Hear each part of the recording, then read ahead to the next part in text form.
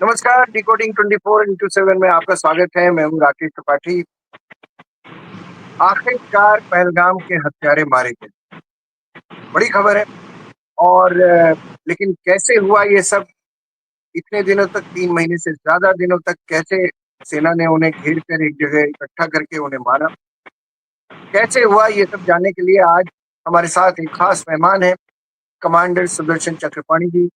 हमेशा हमें कुछ सैन्य गतिविधियों से जुड़ी हुई कोई चीज पता करनी होती है और उसे डिकोड करना होता है, तो हम सीधे कमांडर साहब के पास जाते हैं, उनको तकलीफ देते हैं। और ये उनका बड़प्पन है, हमारे साथ स्टूडियो में आते हैं। कमांडर साहब, आपका स्वागत है एक बार फिर से। राकेश जी नमस्कार। जय हिंद, जय भारत। और जय आपके सर। जरिए सभी श्रोताओं को, सभी भारतीयों को जय हिंद। और बिल्कुल आज बहुत अच्छी खबर है जो हमको मिली, ऑपरेशन महादेव की सफलता।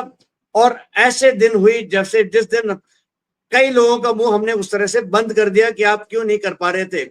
लेकिन ये देखिए, आपके जरिए मुझे मौका मिलता है इतने लोगों से रूबरू होने का, और ये आपका बड़प्पन है कि मुझे बुला लेते हैं। Thank you. शुक्रिया सर, शुक्रिया सर। कमांडर साहब, सबसे पहले तो यही आपने बताया जैसे बड़ी खबर है। अब तो लोग ये भी पूछने लगे कि उसी दिन क्यों हुआ, मंडे को क्यों हुआ।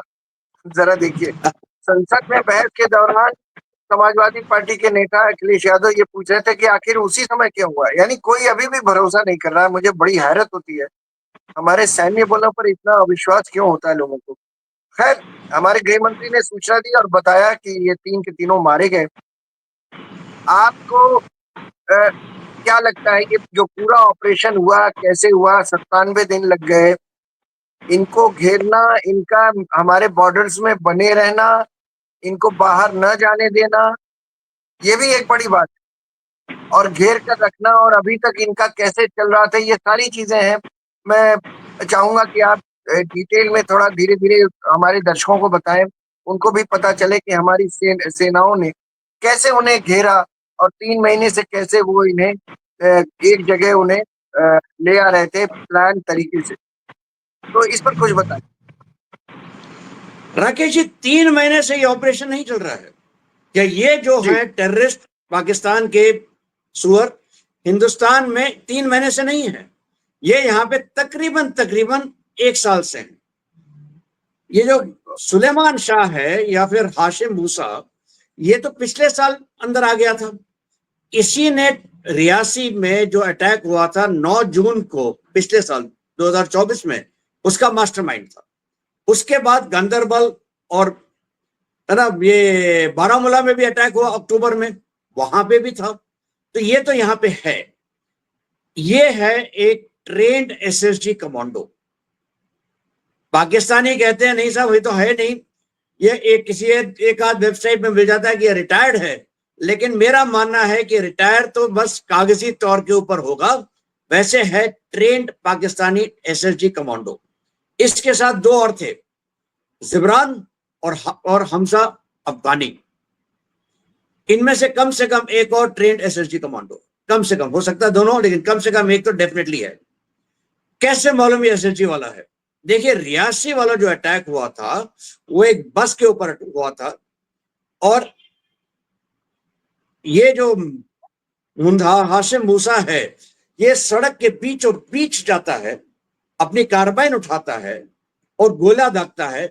इतनी सटीकता से दागता है कि बस के ड्राइवर को लगता है, लेकिन बस में किसी और जगह पे गोलियां स्प्रे नहीं होती हैं।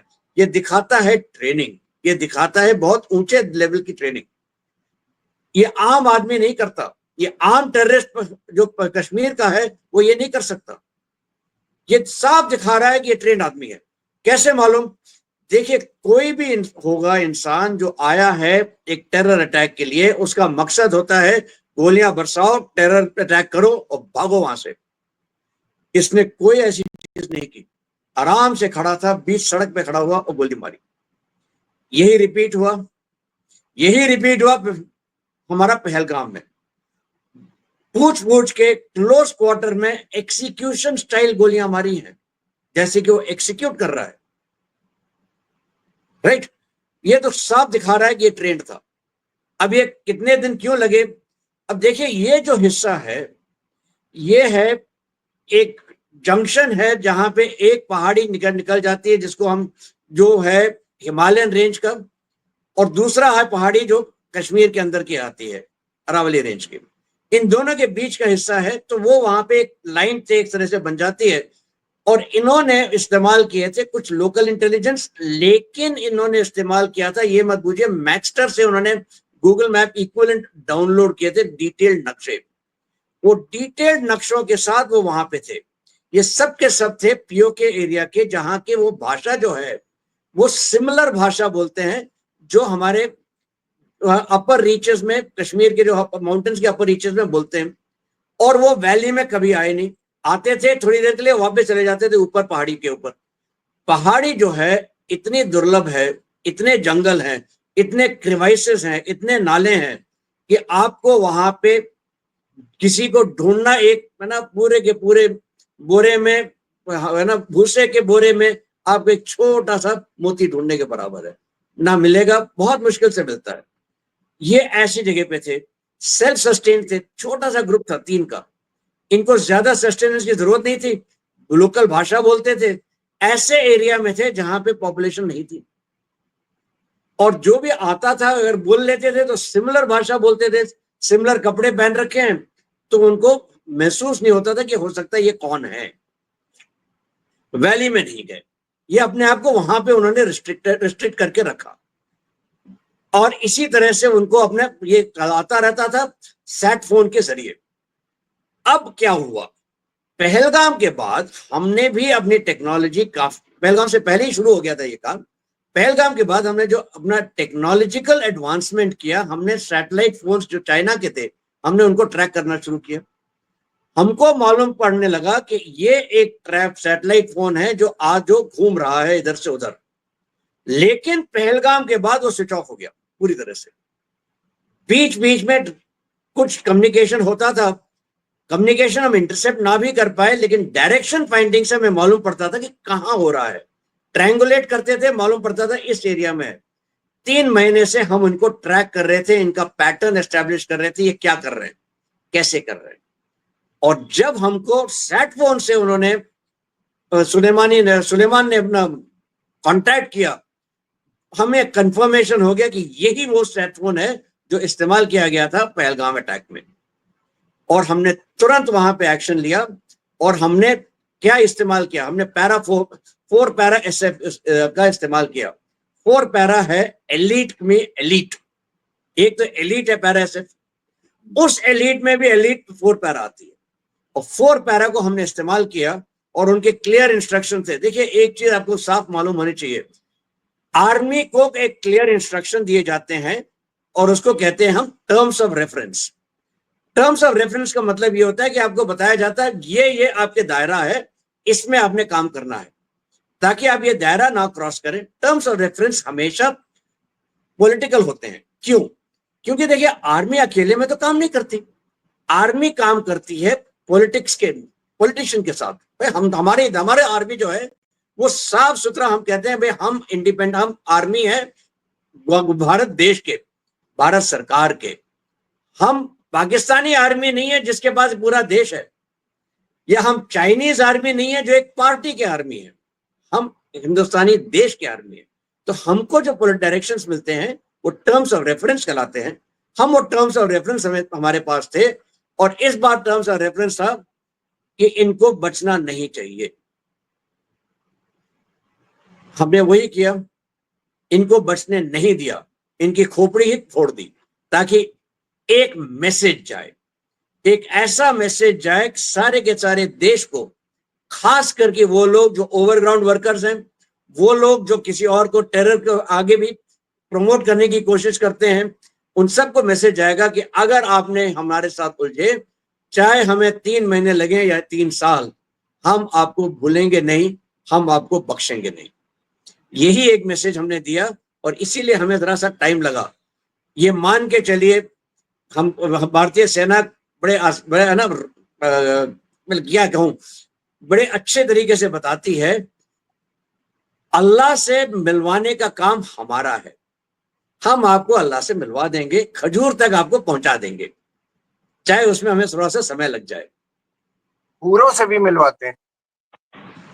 मैं पता नहीं हूर है कि खजूर, मेरा अपना मानना है कि अल्लाह ताला को भी लग रहा होगा कि शायद हूर खत्म हो रही है तो खजूर से काम चला ले। हाँ। अच्छा, ये तो बड़ी अजीब सी बात है। मैं देखता हूँ ये मेरे लिए पर्सनली, आपके लिए भी बड़ी खुशी की बात होती है कि जब हम देखते हैं कि एक अपराधी मारा गया, आतंकी।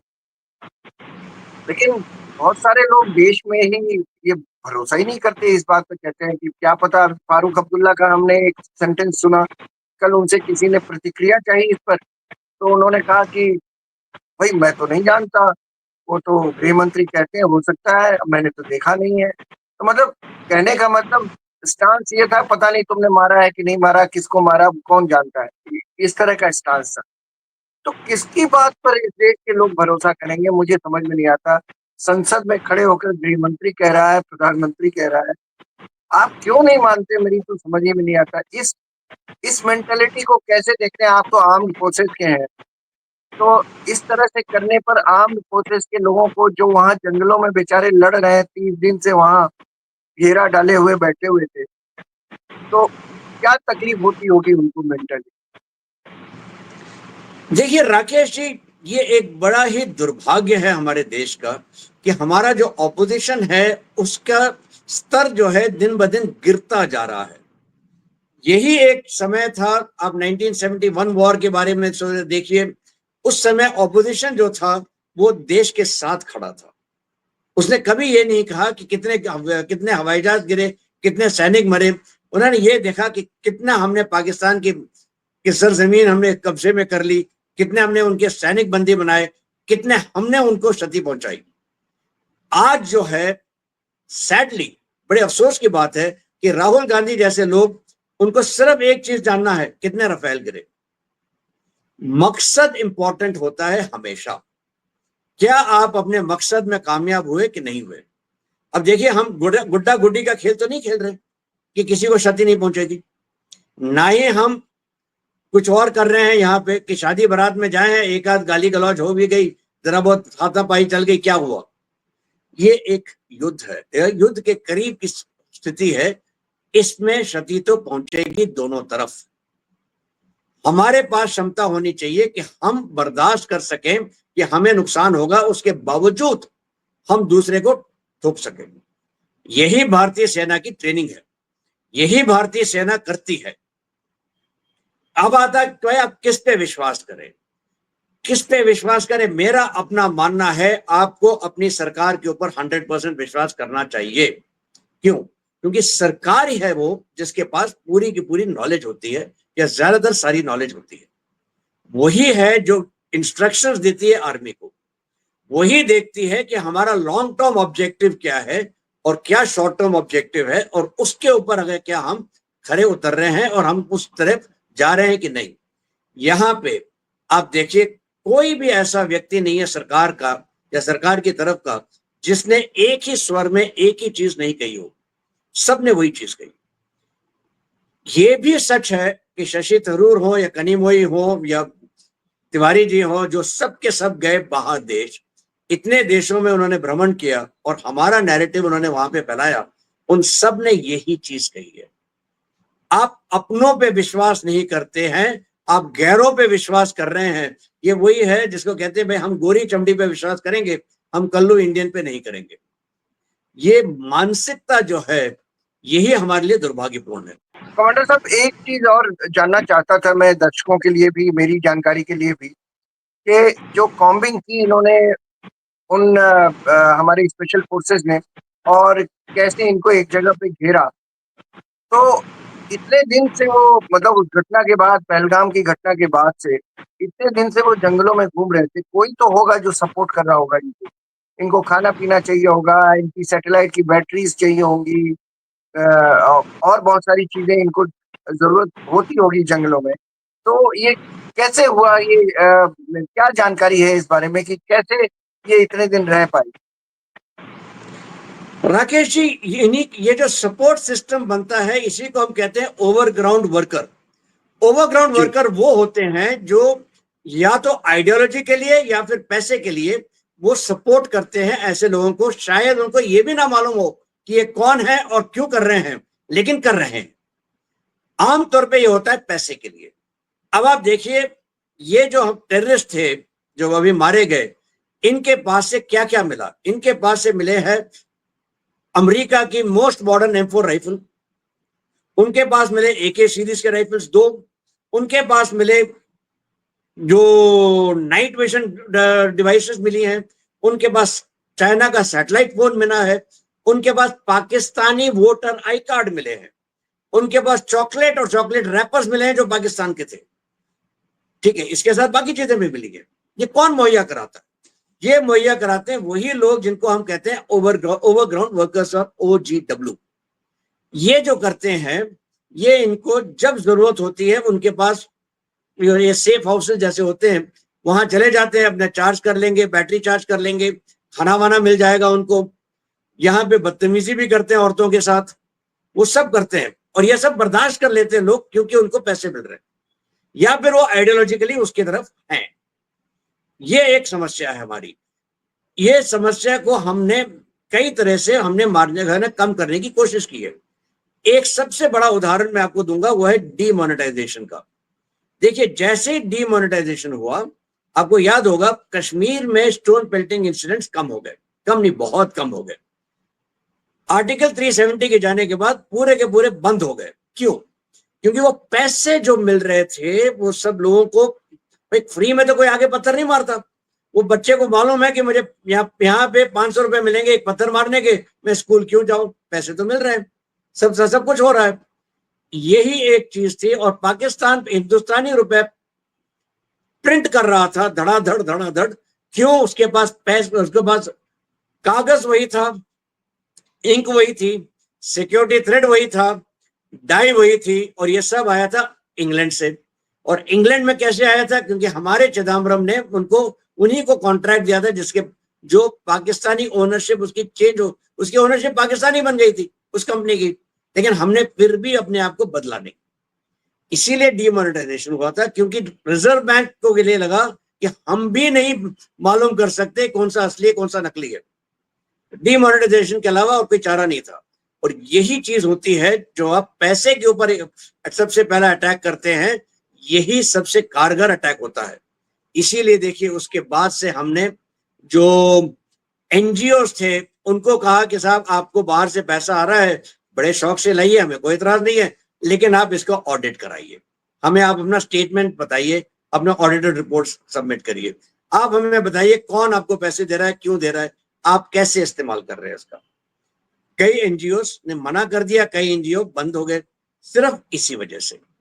और यही एक इंपॉर्टेंट चीज है जिसको हमें ध्यान रखना चाहिए, और इसी वजह से, इसी की तरह हम किसी ना किसी तरह से पूरा का पूरा सिस्टम के ऊपर हम हावी हो सकते हैं। राकेश जी।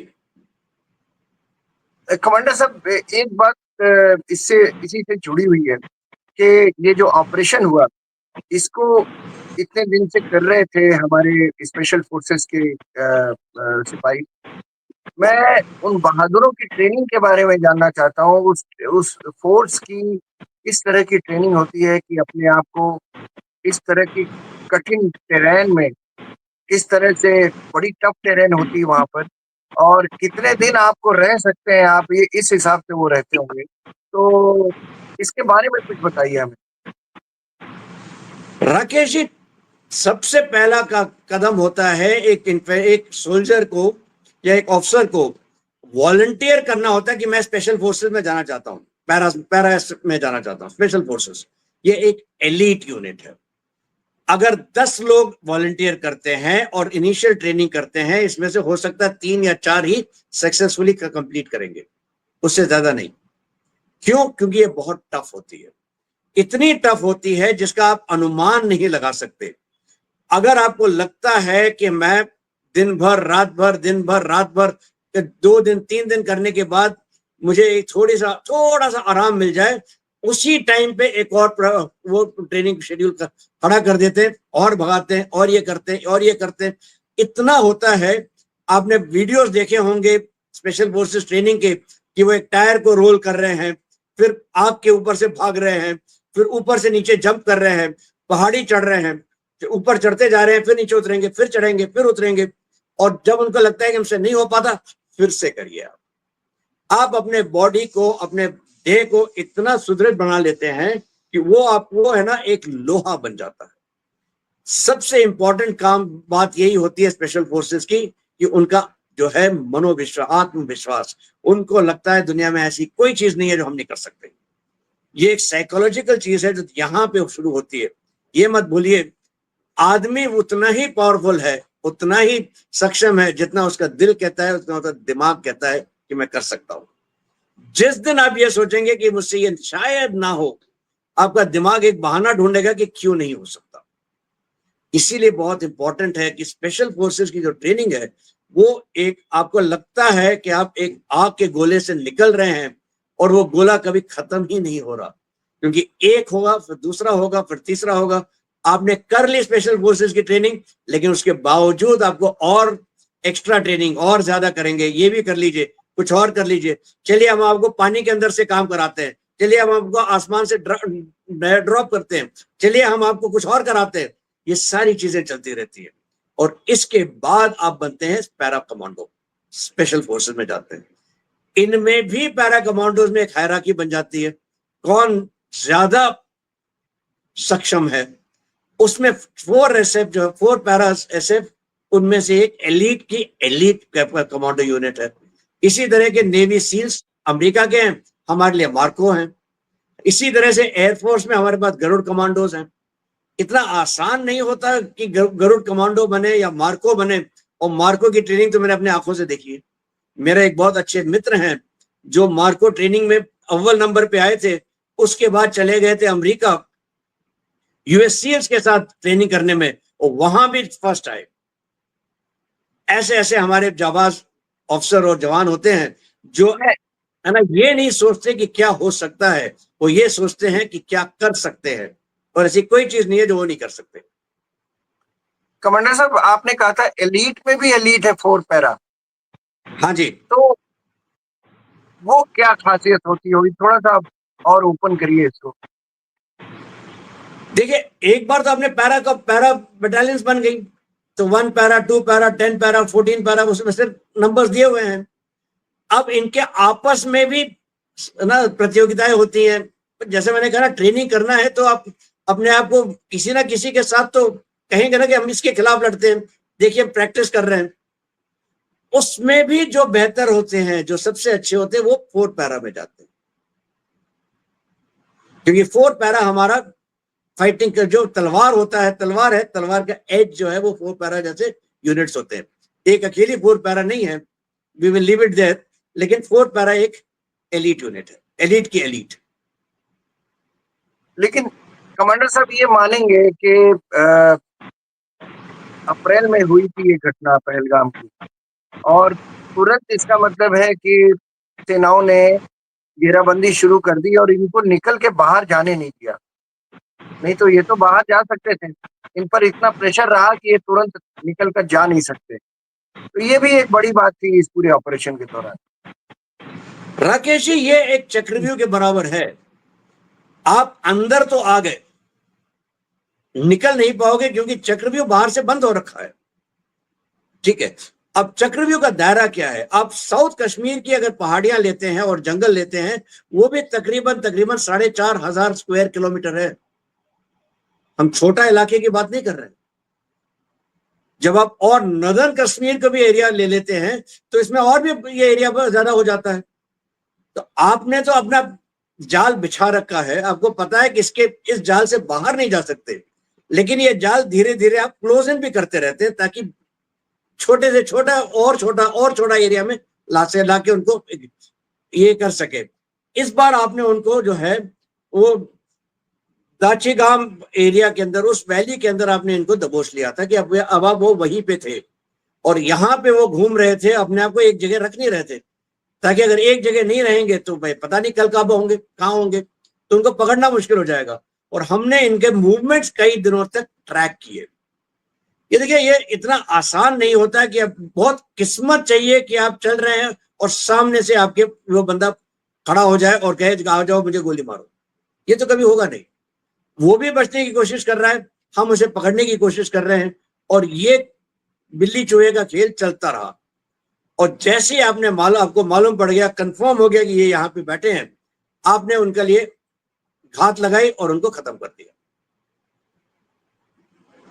कमांडर साहब, एक और आखिरी सवाल था इसी सिलसिले में। मैं जानना चाह रहा था कि जो इंटरसेप्ट हमें मिलता है, बातचीत जिनको पता चलती है, उसको वो डिकोड करते होंगे आर्मी के लोग, जैसे आप इन सारी चीजों को आप और हम मिलके डिकोड कर रहे हैं। तो जो डिकोड करते हैं उसको क्या, उन इंटरसेप्ट को क्या हम सबूत के तौर पर कभी रखते हैं और दुनिया के सामने कि देखो इन्होंने ये इस तरह से बातचीत इनकी हो रही, कुछ ऐसा रखते हैं क्या? एब्सोल्युटली रखते हैं। देखिए, ये मत भूलिएगा, जब हमारा 26/11 हुआ, जो होटल ताज का जो अटैक हुआ था, उसके भी हमने सारे इंटरसेप्ट एक डोजियर जैसे बना के हमने पाकिस्तान को दिए थे। इंटरनेशनल मीडिया में भी हमने डाले थे। साफ सुनाई दे रहा था कौन क्या कह रहा है। सैडली उसमें एक हमारा टीवी चैनल भी पकड़ा गया था कि जो लाइव टेलीकास्ट कवरेज दे रहा था, और उसके वजह से वो पाकिस्तानी को मालूम पड़ रहा था मिनट टू मिनट कौन कहाँ है, कहाँ से अटैक करने वाला है, वो सब लाइव हो गया था। उसके बाद से हमने ये सीखा और उसके बाद कहा कि नहीं, आप लाइव नहीं दे सकते, डिले के साथ होगा। लेकिन ये इंटरसेप्शन तो बहुत सालों से चल रहा है। इस बार एक और एक्स्ट्रा चीज हमारी हुई है कि हमने इंटरसेप्ट के साथ साथ डायरेक्शन फाइंडिंग से उनकी लोकेशन एक्यूरेटली लोकेट की है। वो हमने किया है। हमने जैसे भाई मोबाइल सेल फोन में होता है, सेल टावर के आपका लोकेशन आपको मालूम पड़ जाता है किस किस सेल टावर में कहां कहां से बंदा पकड़ा गया है, और उसका एरिया में लेके आप उसको लोकेट करते हैं। इसी तरह से जब रेडियो कम्युनिकेशन होती है, कहां से ओरिजिनेट हो रही है उसका डायरेक्शन मिलता है कि इस दिशा से आ रही है। अगर आपने रिसीवर 3-4 जगह पे रखे हैं, जहां भी ये 4 दिशाएं मिलेंगी, वो हो जाएगा उसका लोकेशन। इस तरह से आप पता लगाते हैं। और ये आज की कला नहीं है, ये तो बरसों से चली आ रही है। एक्सेप्ट आज हम उतने ज्यादा एक्यूरेट हो गए हैं जितना पहले नहीं थे।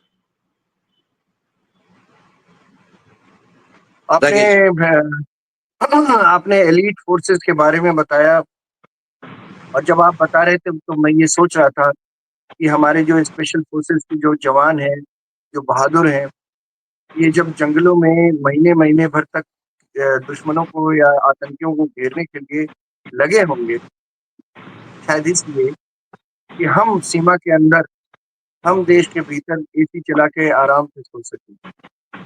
ये बड़ी बात है। और मैं तो अभिनंदन करता हूँ सारी कमांडो का, सारी स्पेशल फोर्सेस का। वो जब तक हैं हम चैन से अपना काम कर सकते हैं, रातों को आराम से सो सकते हैं।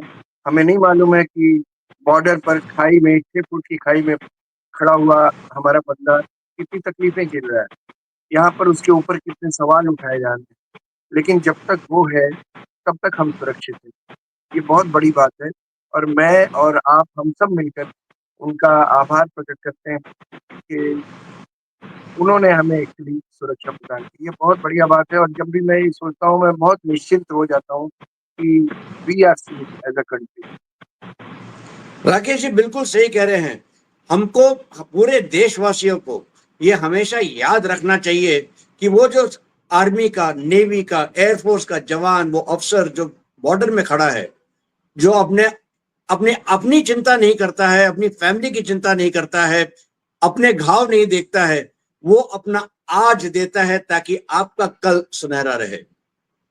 हमें उसका हमेशा ये ध्यान रखना चाहिए कि उस आदमी ने अपना आज, अपना वर्तमान दिया है ताकि हमारा भविष्य अच्छा रहे। इसलिए हमारा ये फर्ज बनता है कि हम एक ऐसे नागरिक बने जिसके लिए वो जवान जो है अपना आज देने से कतराए नहीं, हिचकिचाए नहीं, और उसे कभी बुरा ना लगे। एक अच्छा नागरिक बनने का तो फर्ज कम से कम हम अदा कर ही सकते हैं। बहुत खूबसूरत बात आपने कही है, दिल खुश हो गया। और देखते हैं संसद में बैठे हुए विपक्षी सदस्य जो हैं वो किस तरह से इसको समझते हैं और कितना योगदान वो दे पाते हैं। आज आप हमारे शो में आए, आपने बहुत अंदर की बातें बताई और हम समझ पाए कि कैसे हम देश के भीतर सेफ हैं और कैसे हमारी स्पेशल फोर्सेस ने इतना बड़ा काम कर दिया, बहुत बड़ा काम है।